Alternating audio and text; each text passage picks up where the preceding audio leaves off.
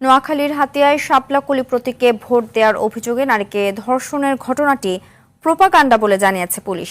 শনিবার রাত 10টায় বিষয়টি নিশ্চিত করেন হাতিয়া সার্কেলের সহকারী পুলিশ সুপার আনোয়ার হোসেন। এর আগে দুপুরে নোয়াখালী 250 শয্যা হাসপাতালে চিকিৎসা নিতে গিয়ে ধর্ষণের অভিযোগ করেন ওই নারী।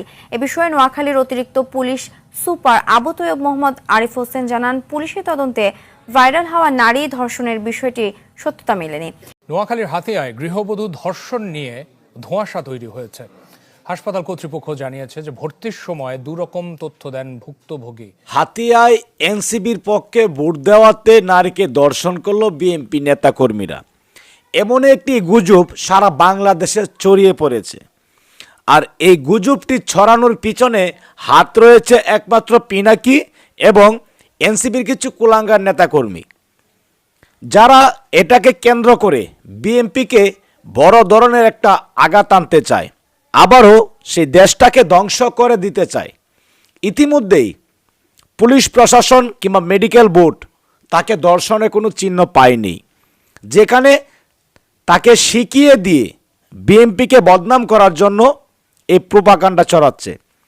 অত্যন্ত গুরুত্বপূর্ণ আজকের এই ভিডিওটি, কেউ স্কিপ করে যাবেন না। ইতিমধ্যেই ভিডিও শুরুতেই যে বিশেষ অংশগুলো দেখিয়ে আজকের ভিডিও শুরু করেছি, সম্পূর্ণ ভিডিওটি প্রমাণ সহকারে থাকছে আজকের এই ভিডিওতে। দর্শক, কে কোন জেলা থেকে আজকে আমাদের এই ভিডিওটি দেখছেন অবশ্যই কমেন্টের মাধ্যমে জানিয়ে দিন। দয়া করে আজকের এই ভিডিওটি আপনার সোশ্যাল মিডিয়াতে শেয়ার করে দিন। গতকালকে আপনার যে ঘটনাটি আমাদের দৃষ্টিপাত হয়েছে, যে বিভিন্ন সোশ্যাল মিডিয়া আমরা দেখেছি যে একজন নারীকে ধর্ষণ করা হয়েছে একটি নির্দিষ্ট রাজনৈতিক দলের নেতাকর্মী দ্বারা একটি অন্য মার্কায় ভোট দেওয়ার কারণে। এটাই তো নিউজ।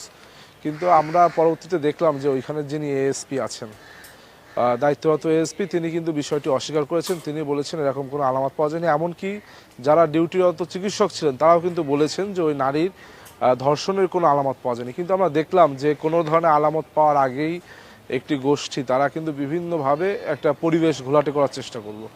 আমরা দেখেছি যে আমি এই বিষয়টিকে দুইভাবে দেখি। একটা হচ্ছে, যদি ঘটনাটি না ঘটার আগেই এই ঘটনাটিকে সামনে এনে একজন নারীকে টার্গেটেড, ভালনারেবল করে বা ফ্র্যাজাইল করে সামনে আনা একটি নির্ধারিত রাজনৈতিক এজেন্ডাকে বাস্তবায়নের জন্য, এটা করা অত্যন্ত অন্যায়। যদি ঘটনাটি না ঘটে থাকে, এটা একটা বিষয়।